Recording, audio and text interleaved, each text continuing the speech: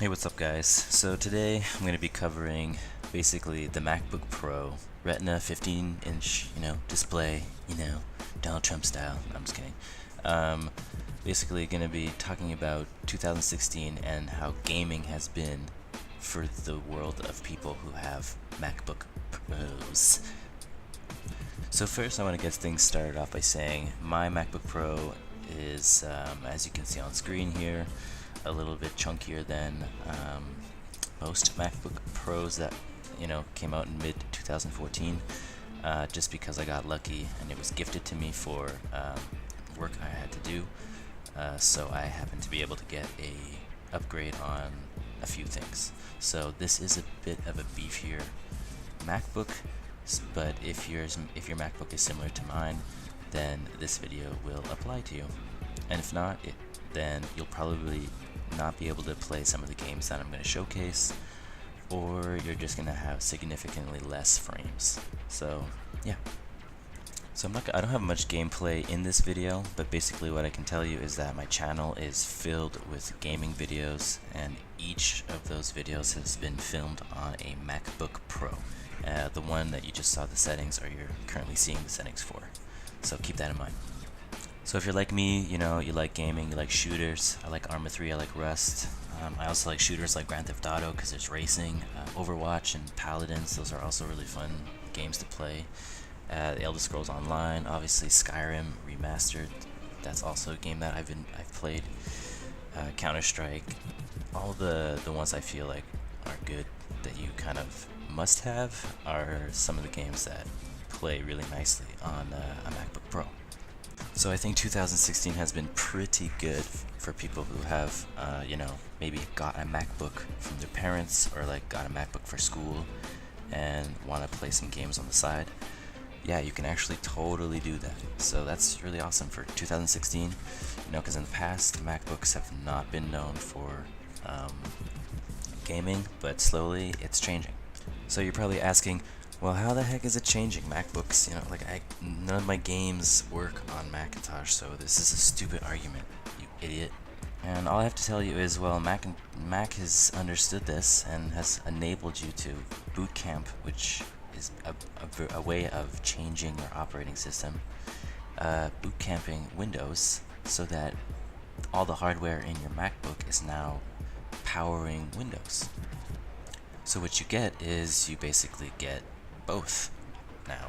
And if you decide to partition your hard drive like I did to about 90% Windows and about 10% Macintosh, Windows becomes my primary operating system. And I run all my games, which is like 100 times better.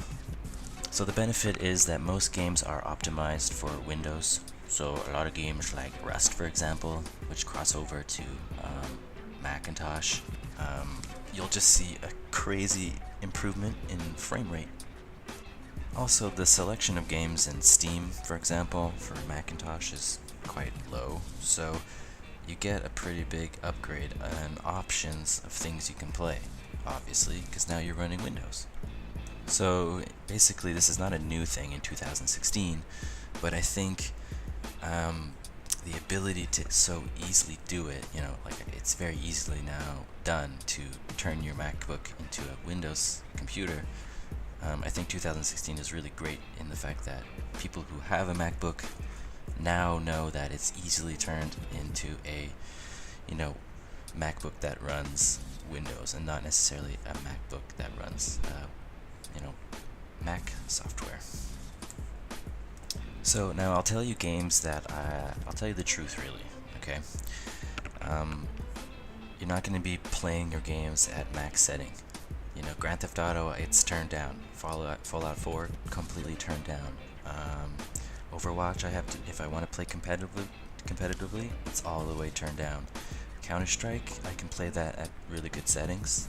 The Elder Scrolls, I can play that at really good settings. Chivalry, good settings. Games like League of Legends, I can play at good settings. Mountain Blade, I can play at really good settings.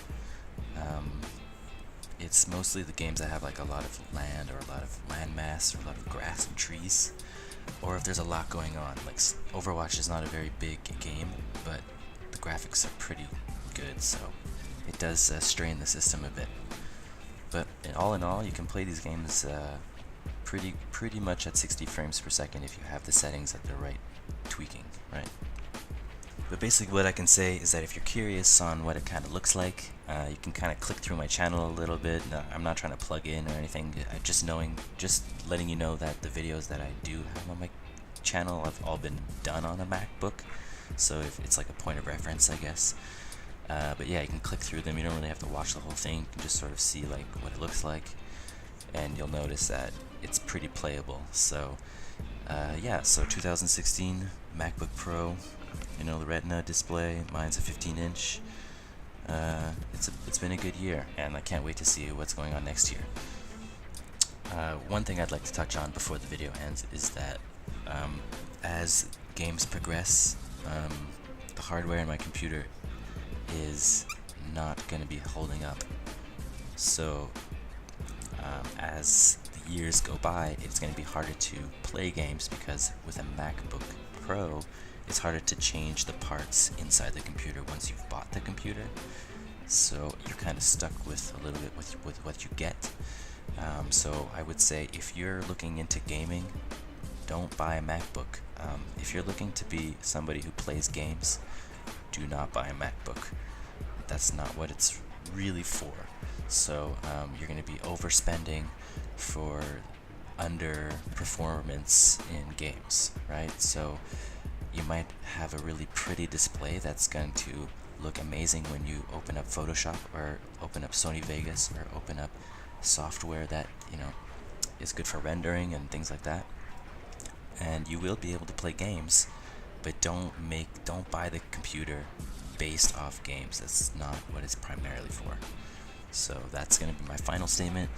And if you guys want to click the like button, I don't really care, because I don't really think it does anything. But yeah, just let me know if you like the video, and take it easy, guys. Peace.